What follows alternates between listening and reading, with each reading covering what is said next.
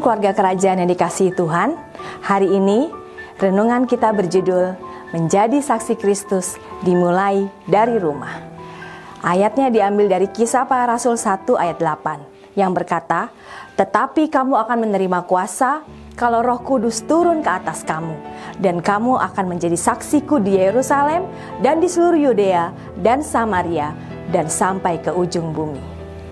Menjadi saksi Kristus bukanlah panggilan yang hanya berlaku di mimbar gereja atau tempat-tempat jauh atau bahkan panggung yang megah serta diiringi dengan musik yang hingar-bingar dan penuh dengan lampu sorot yang terang benderang. Tugas ini justru dimulai dari tempat yang paling dekat, yaitu keluarga kita sendiri. Di tempat yang mungkin tidak pernah terlihat, tapi Tuhan tahu. Dalam Kisah Para Rasul 1 ayat 8, Yesus menyebutkan Yerusalem terlebih dahulu sebelum menyebutkan wilayah yang lebih luas. Yerusalem ini menunjukkan bahwa kesaksian harus dimulai dari lingkungan terdekat, di dalam keluarga kita. Kita dipanggil bukan hanya untuk berbicara tentang Kristus, melainkan untuk menghadirkan Kristus melalui sikap, kasih, dan kehidupan sehari-hari yang mencerminkan perubahan oleh Roh Kudus. Para murid Yesus, meskipun telah menyaksikan kebangkitannya, masih memiliki pemahaman yang keliru tentang kerajaan Allah. Mereka mengharapkan kerajaan duniawi yang bersifat politis. Padahal Yesus sedang berbicara tentang kerajaan Allah yang rohani, yang ditegakkan lewat salib dan kebangkitan. Begitu juga dengan kita.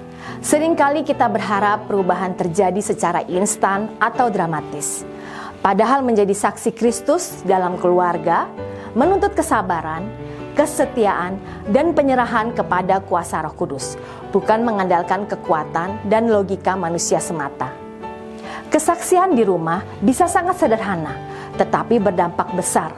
Contohnya, memaafkan saat disakiti, belajar menjadi pendengar yang baik saat anggota keluarga sedang bergumul, atau tetap menunjukkan kasih meski tidak dihargai. Roh Kudus yang dijanjikan Yesus akan memampukan kita untuk terus menabur benih kasih dan kebenaran, bahkan ketika kita tidak langsung melihat hasilnya. Justru dalam kesetiaan kecil itulah terang Kristus memancar dan Roh Kudus bekerja secara diam-diam namun nyata.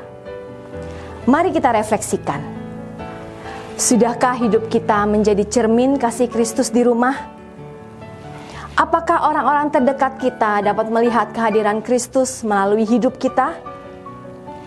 Tuhan tidak meminta kesempurnaan, tetapi kesediaan kita untuk dipenuhi oleh Roh-Nya dan menjadi saksinya di tempat yang paling pribadi dan otentik, yaitu keluarga kita sendiri. Kesaksian dimulai dari rumah, dan dari sanalah kerajaan Allah mulai ditegakkan. Amin. Jika keluarga kerajaan semuanya merasa terberkati dengan renungan ini, mari kita like, komen, subscribe, and share sebanyak-banyaknya sehingga renungan ini menjadi berkat bagi orang-orang lain. Terima kasih, Tuhan Yesus memberkati.